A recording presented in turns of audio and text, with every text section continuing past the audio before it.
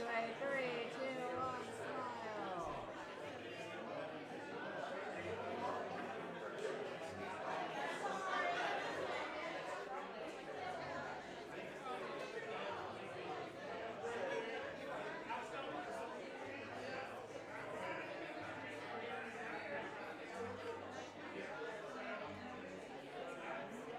All right, ladies and gentlemen, I think we are ready to roll here. If you'll come on in, we've got a presentation over on the wall over here. And so get to a point where you can see, I've got a few pictures for you. And I just want to say welcome to the museum. If you haven't been here before, I am thrilled to have you. Many of you are familiar faces, and it's really exciting to see you again. So many friends and supporters that are here, and obviously I can't mention everybody, but I do want to mention there's a few categories of people here tonight. There are, I'll just be blunt, there are monetary supporters who have made this possible, and I'm very grateful to you. There are people here who have filled out our collection with artifacts. I'll mention a couple of those in just a minute. And there are particularly special to my heart right now, several of you from leadership Greer class that adopted the museum just picked us up at a point when we were about to shut down, just put wind under our wings, and really it was their efforts that really kicked this off and made this possible. So in a moment, I'll tell you about this exhibit and give you a chance to see it for yourself. But we want to kick this off with lighting the marquee. So let's go ahead and do that. We've got a little intro here. Let's do it.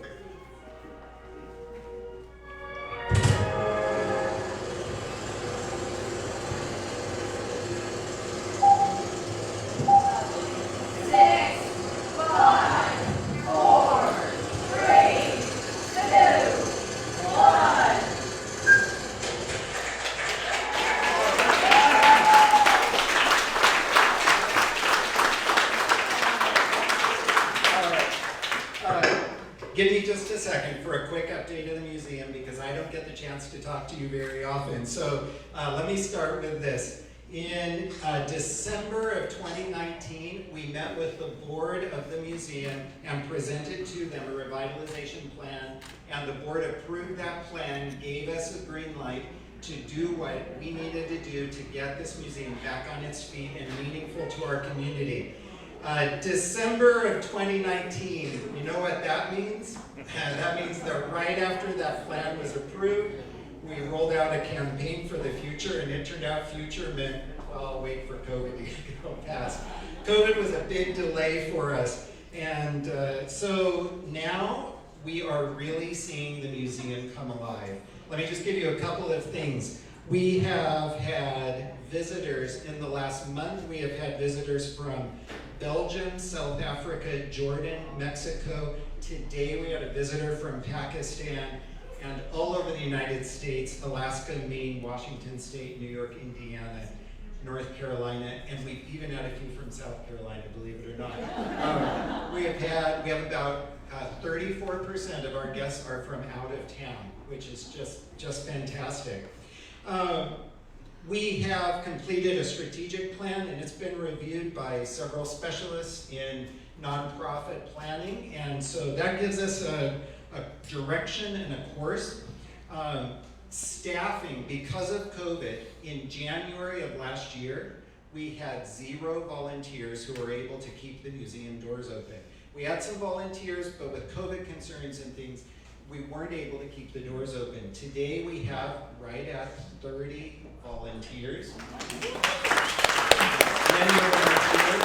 And we have continually expanded our hours basically each quarter, and we're getting ready to expand again in October.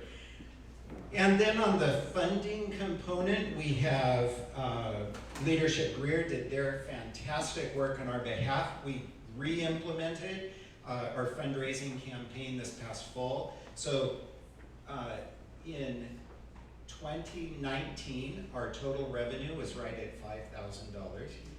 And last year we were right at $35,000. And so it's going very well. And now we have a volunteer that has experience in grant writing. And so we're really hoping to get grant writing off the ground. We have one of my favorite components is significant work in research in the community. I'll mention one of those in this exhibit coming up in just a second, but I just want to show you some of my favorite things. This postcard, which you see is postmarked Greer's Depot, September 26, 1881, was mailed by, and that is the handwriting of W.C. Bailey, William Clark Bailey, the first intendant or mayor of Greer. And even more exciting to me. We have some people here that might want to move over. Sure. Come on in.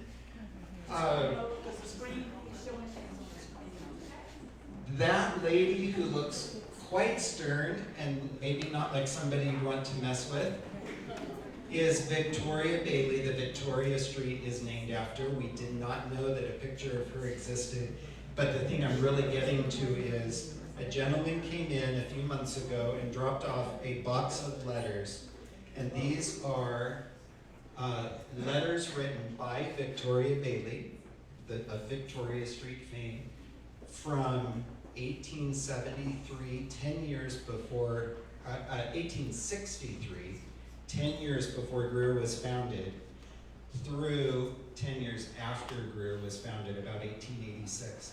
And they tell the story of a woman who is an unmarried spinster whose brother goes to the war and gets killed, and then she meets a widower named William Clark Bailey, and she denies falling in love, and then the next letter she's married to him. And so it's just marvelous. This particular letter has at the top Greer's Station, June 24th, and that was 1876, 3 years after they moved into town as the very first residents here. And it's written to Etta Bailey, her daughter, who married W.W. Burgess, and they had a little boy named Victor. When Victor was 2 years old, his daddy started a textile mill and named it Victor Mill after that, Etta's little boy. This kind of research is valuable, and the data is disappearing really fast. So one of the things we are seriously looking at doing is starting a historical society for the purpose of funding research to be able to collect some of this information.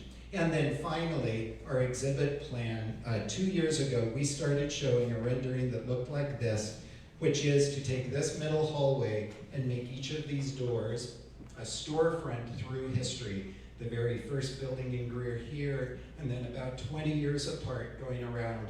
And so this is the first of that series, the Greer Theater, and we have some other ones right beside it. We'll put Ponders. Those of you who are old timers know this is sacrilegious. You know why?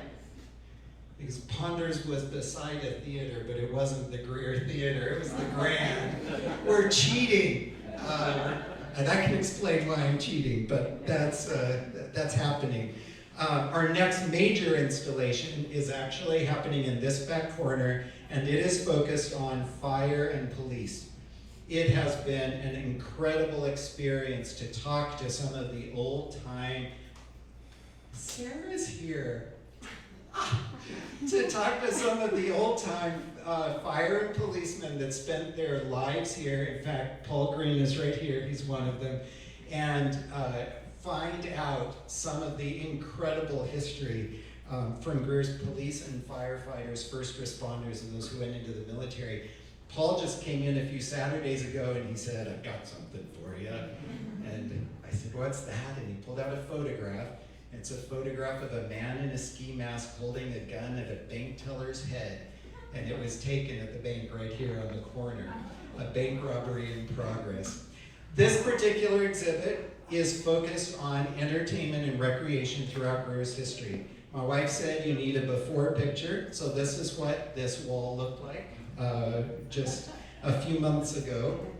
And as we came in to put in this exhibit, we ran into some significant dilemmas, and one of those was when we pulled up the carpet, that black stuff is asbestos mastic. So we had a huge delay getting asbestos remediation. But this exhibit talks about several things. One is the differences in entertainment and recreation throughout time. You know, there was a time when Greer was an agricultural town and you worked sunrise to sunset and you did not have time to recreate in normal ways. And we talk about that here. And then we talk about differences in cultures.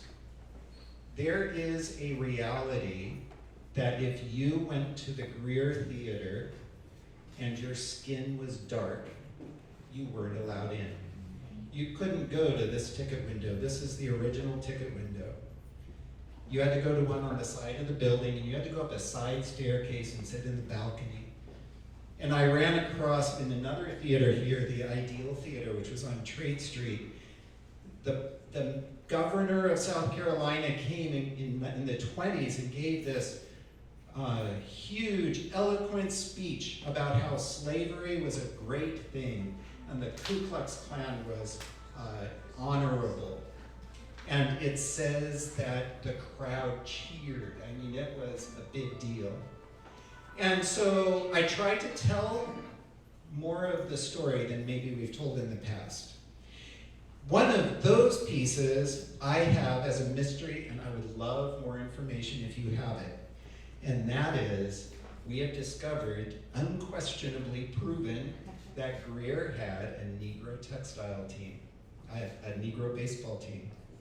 And it has been almost impossible to find details. They may have only played for a few years, 1915 to 1919. They did, Greer Mill had a team in 1935, but the 1917 team played a fundraiser for soldier relief in the American Red Cross in World War I, and it said there was a very large crowd, whites and blacks mingled, which is really remarkable for that time period. One of the things that exhibits do that is unbelievable to me is they bring people in the door that hand you something. And so in this case, I was talking with Paul Green about police stuff. And one day he walks in with this, what looks like a telephone. It's on the wall right here of the ticket booth. This is one of the original intercom phones from the Grand Theater where he worked as a kid. And there's another gentleman who unfortunately was not able to make it tonight, but we just found out this past weekend he was the first projectionist of the Greer Theater. He was 16 years old and no one knew how to run the projector, so they handed him the manual.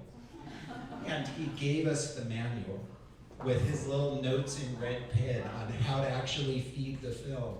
And so it's just remarkable to get that kind of information. So also in here you're going to see a window with an Elvis Presley poster. The window is literally a window out of the Grand Theater.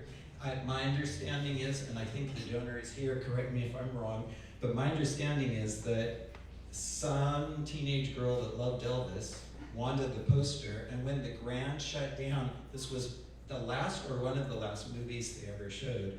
When the Grand shut down, she went to take the poster and she couldn't get it out between the panes of glass, so she took the whole window. And it's in our exhibit. And then I'll just point out one other detail. Actually, I've got to give you two, sorry, and then I'm done. We have an invitation to a Christmas Eve dance from 1894. And it was on the second floor of Davenport, which is still a place you can hold your dance, but probably not on the second floor anymore. The other thing that we have here that is remarkable is a day or two before they tore down the Grand Theater, Bobby Colvin, who worked for the fire department at the time, went in to make sure no one was in the building before they demolished it, and he went into the projection booth and found a reel of tape that was a film about Greer made in 1948. So in here we have a working theater, and I'll start that movie. We'll have the movie of Greer in 1948. It's an interesting view on life then. And amazingly, we have the original advertising poster for that movie on the wall. So a few things to look for as you come through. There's a lot more. I do have this one dilemma that this is a pretty small room, so you won't all fit in. So be nice to each other. But thank you for coming. Thank you for seeing our exhibit. Feel free to ask any questions you have. Sometime in probably November or December, I'll be holding like a lunch and learn in here where I will talk to anybody who's really nerdy about this kind of stuff, about what's behind the panels. The other information is far more than we could fit in, so keep watching for that on our mailing list. Thank you all.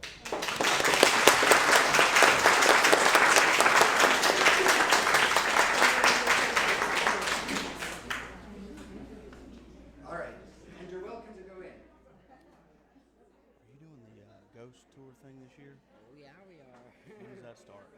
So our first one will be September 30th, and we'll go through the month.